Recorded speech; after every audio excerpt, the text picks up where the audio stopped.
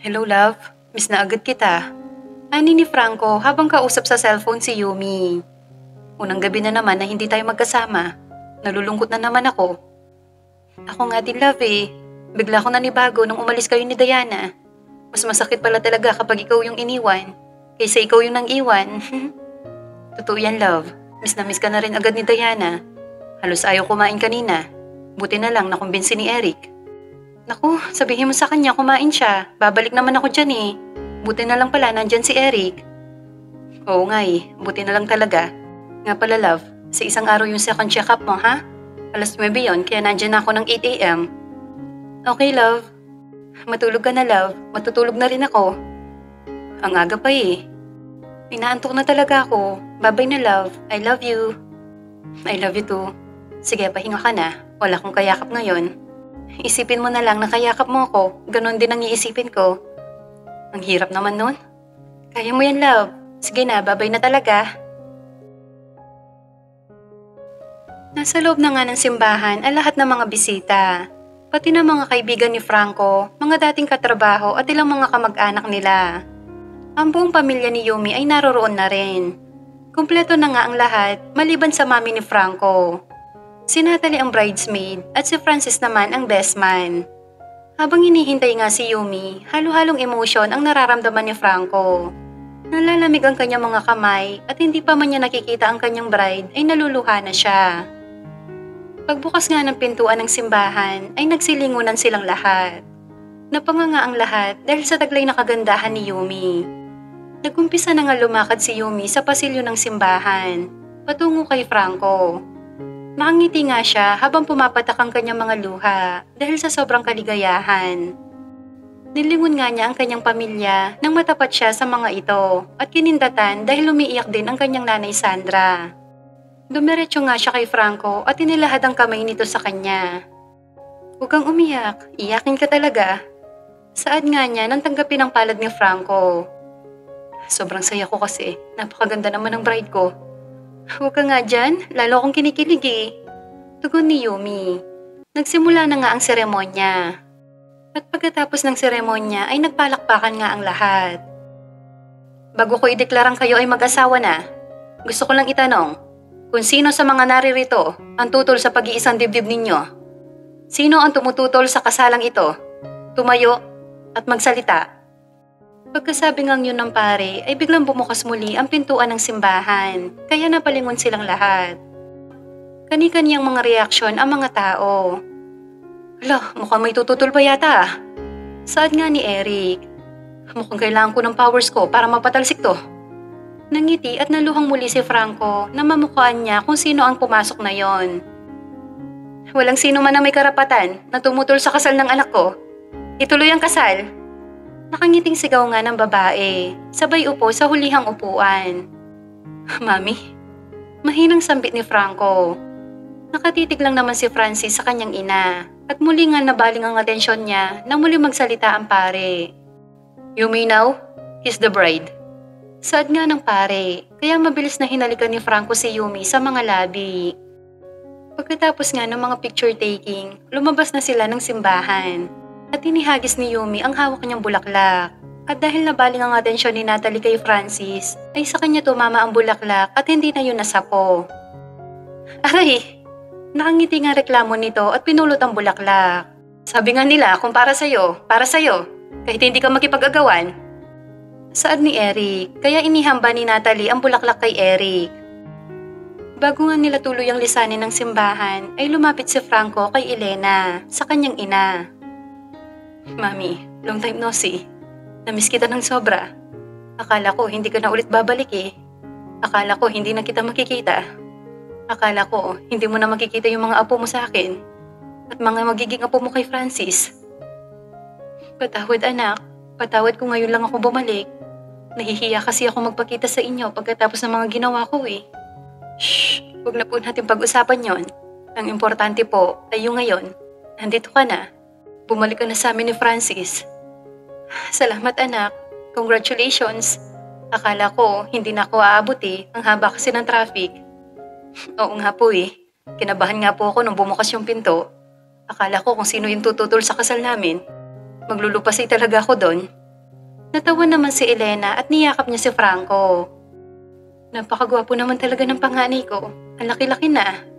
Saad nga niya. Yung bunso mo, hindi ba pogi? Saad nga ni Francis kasama si Natalie.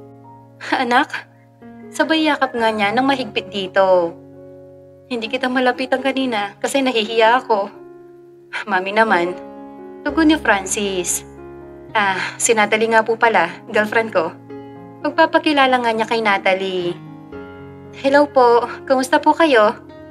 Hello din, Iha. Napakagaling naman pumili ng bunso ko. Pagdating sa babae, napakaganda at mukhang mabait. Salamat po. Maganda talaga yan, Mami. Pero sa mabait, pag-iisipan ko. Tito, ani ni Natalie.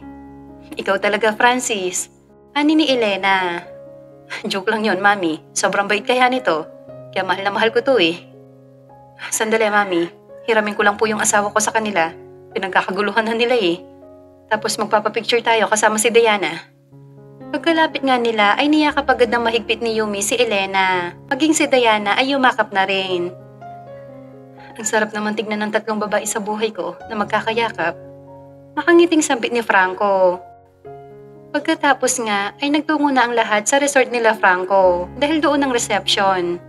Masaya nga ang lahat, lalo na ang mga bagong kasal. Lumapit nga si Diana kay Celine nang tumayo si James para kumuha ng pagkain nila. Mama? Aniya sabay hawak sa kamay ni Celine. Yes, baby ko? Sasama na po ako sa'yo. Sa'yo na po ako sasama pagka uwi po ng bahay. Di ba sabi mo po gusto mo ako makasama sa house ninyo?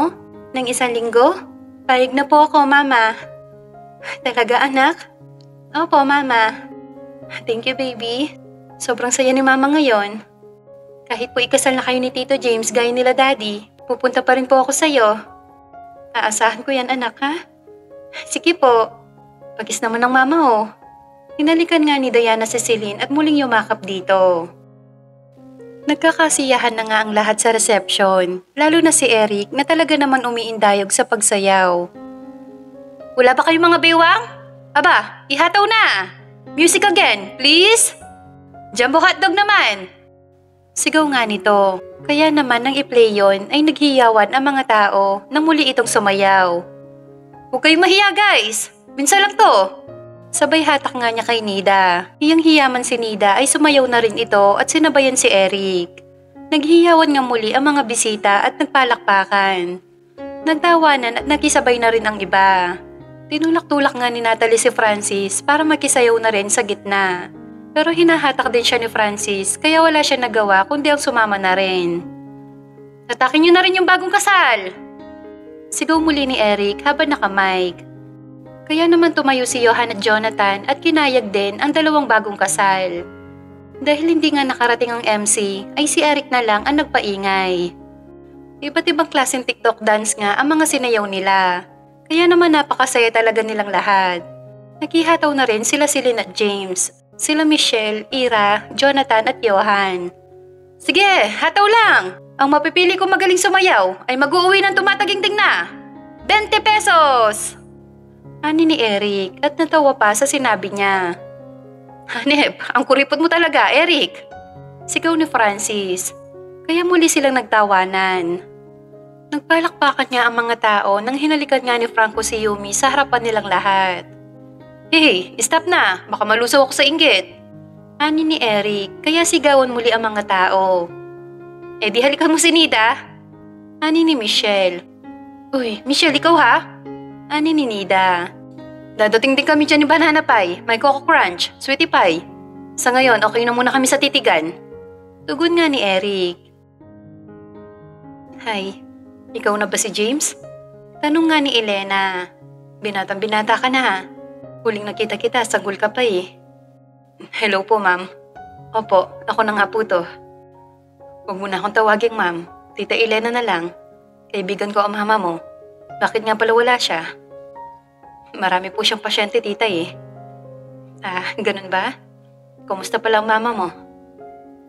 Okay naman po. Nagkaroon po siya ng asawa. Pero namatay na po eh. 3 taon na po ang nakakalipas. Di ikaw na lang pala ulit ang kasama niya sa buhay? Alagaan mo mama mo, ha? Opo, tita. Yun po ang ginagawa ko. Wala ka na po bang galit kay mama? Iho, never ako nagalit sa mama mo. Naintindihan ko yon.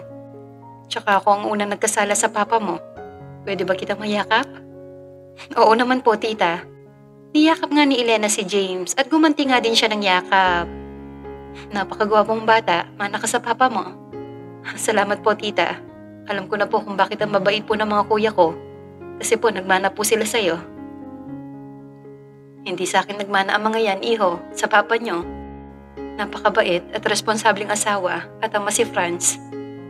Pagkatapos nga ng selebrasyon, ay sinama na ni Celine si Diana sa kanila.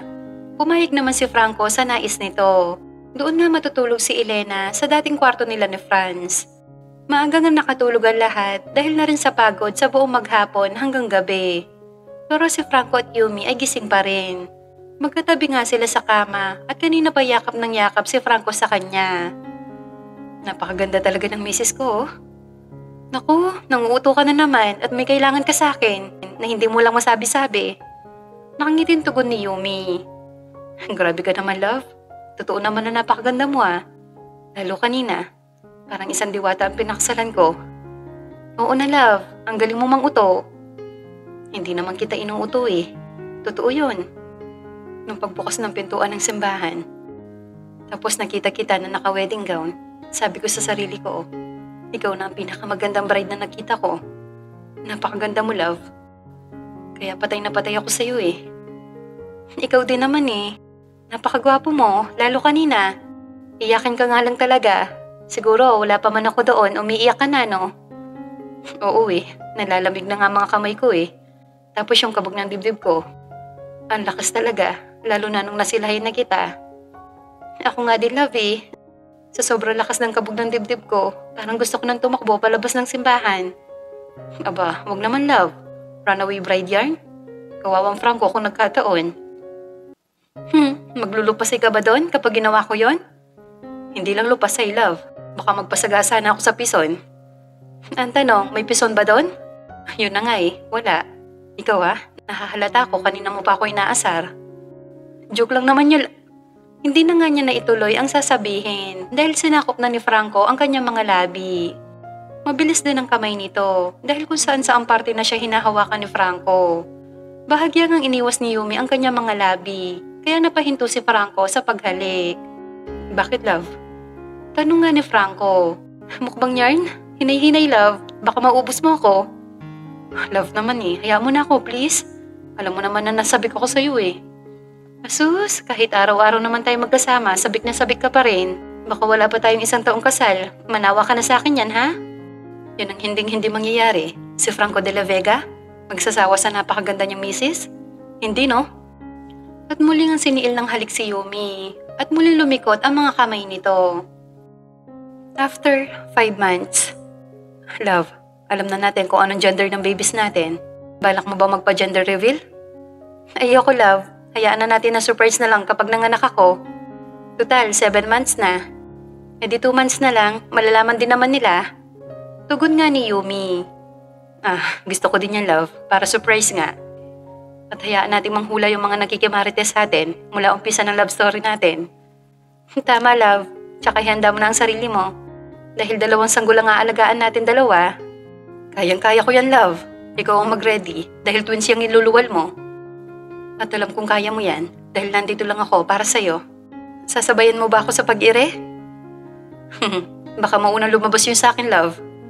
Baka nga, madaling lalabas talaga yan kaysa sa mga sanggol. Tara na, love, at dadaan pa tayo sa mall para bumili ng mga gamit ng babies natin. Excited na ako. Siguradong matutuwa si Diana kapag nalaman niya kung anong gender ng mga kapatid niya.